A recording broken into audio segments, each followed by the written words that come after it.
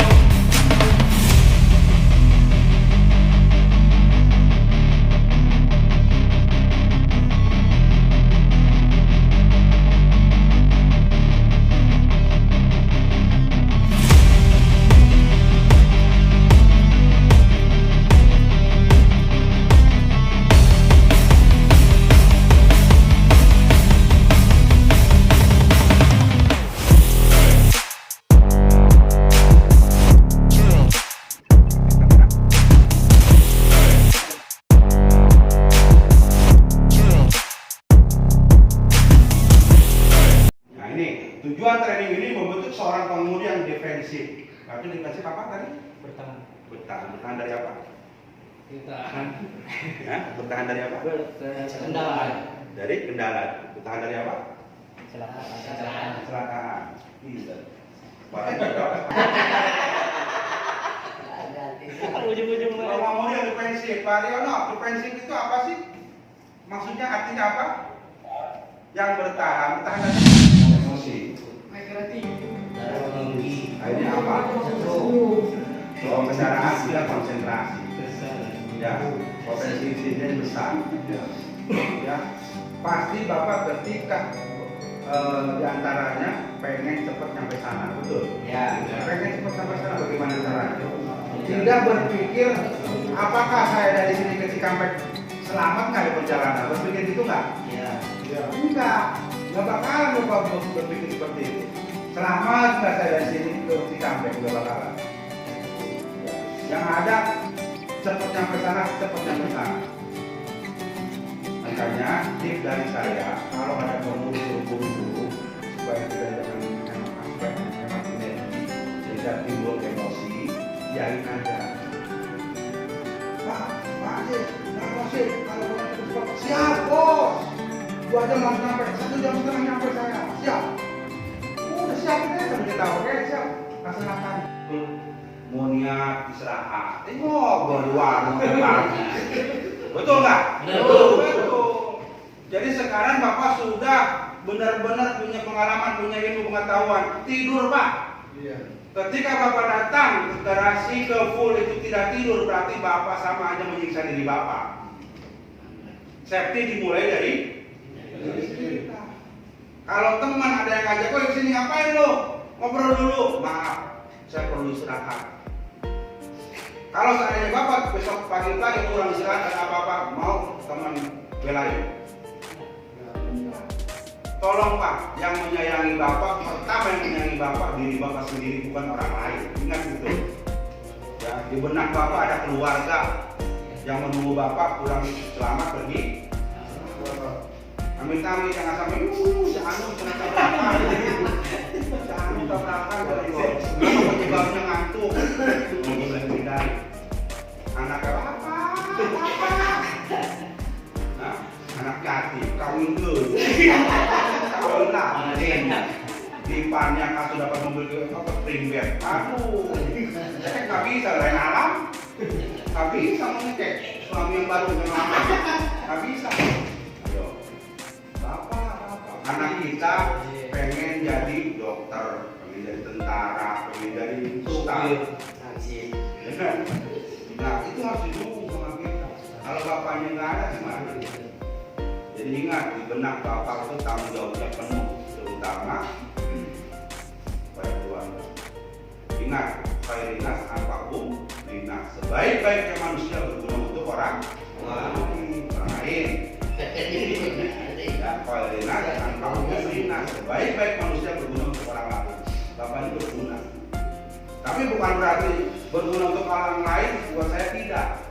Artinya gini, untuk orang lain aja berguna, apalagi untuk diri kita, gitu loh. Paham ya? Oke. Jadi jangan mengacu ketika mengemudi. Oke Pak Yono, sampai sini ada pertanyaan? Oh ini dari mana nih? Surabaya.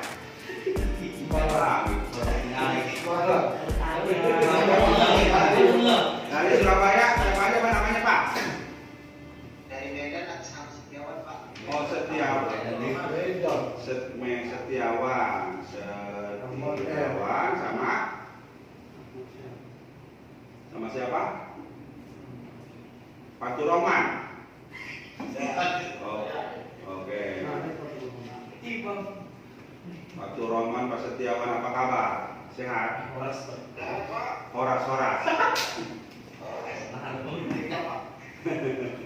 Oke ya. Jadi sampai di mana kita? Oke ya. 95% karena faktor manusianya. Ya, oke. Terus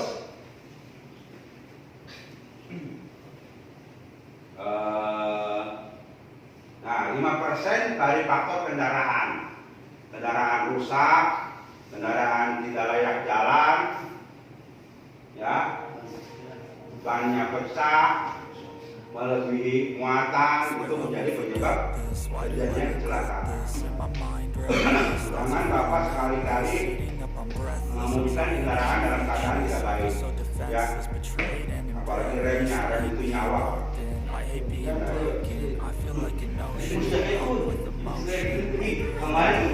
Rem itu nyawa. Kendaraan itu adalah fasilitas kita, beli karya atau beli ketika kita dikasih sama perusahaan, kita harus dirawat, ya, dirawat Pak, karena wasilahnya kita mendapatkan kerjaan dari perusahaan, mendapatkan kendaraan, kita bisa mendapatkan ekonomi. Anak itu kendaraan ini, apa punya motor di rumah punya, ya. Gimana tindakan Bapak, perilaku Bapak terhadap kendaraan Bapak gimana? Saya Bapak juga harus ada kepada kendaraan yang mau tahu, harus uji, perhatikan, ya. Tapi jelek aku berhenti. Ya, jadi Bapak harus selalu merawat kendaraan yang diberikan saya. Itu. Oke, terus faktor lingkungan, ya, jalan sempit, bergelombang, cuaca, itu juga berpengaruh terhadap insiden atau kecelakaan. Banyak faktor. Saya yakin Bapak-bapak sudah bercerdas dan selalu berhubungan. Nah ini pengertian di basic driving, mengemudi dengan benar untuk menghindari kecelakaan, ya. Meskipun kesalahan disebabkan oleh orang lain, tidak. Jadi ada maksudnya seperti ini Pak. Apa namanya, mengemudi dengan benar untuk menghindari kecelakaan, walaupun itu disebabkan oleh orang lain, ya. Mengemudi dengan benar untuk menghindari kecelakaan. Iya, kalau driver kan juga memiliki SIM gitu ya, jadi dia kan berpaham. Iya. Apakah dia tidak menjalankan secara ilmu lalu lintasnya atau gimana, jadi akan tidak benar.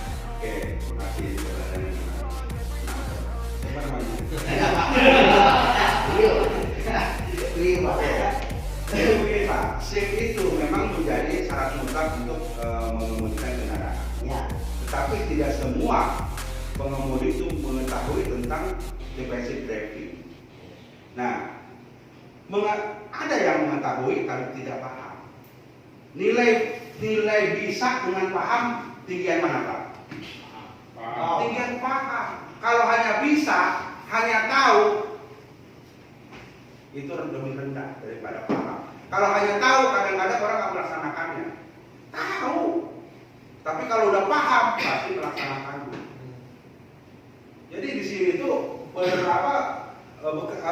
training itu supaya paham Pak, supaya paham dari hasil training tersebut. Kenapa orang mengalami insiden? Ada yang mengalami insiden ya, padahal dia bukan tidak tahu tentang ilmu edukasi terapi, bukan, tapi tidak paham. Tidak. Iya.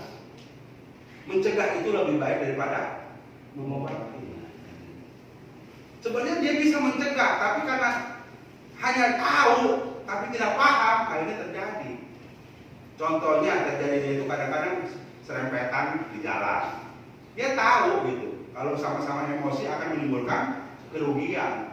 Coba kalau dia paham, mengalah, terjadi nggak kira-kira? Paham maksudnya, ya. Makanya kalau kita mengajari orang supaya pintar, terus orang itu tidak pintar akan sewot, akan emosi, sudah bego. Ya. Jadi kalau ngajarin orang itu berusaha untuk paham.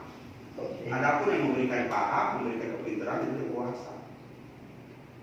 Ya, ingat ketika Bapak punya toleransi, punya kesabaran, orang lain senang, orang lain selamat, pahala dulu sama Bapak dari Allah Subhanahu wa taala.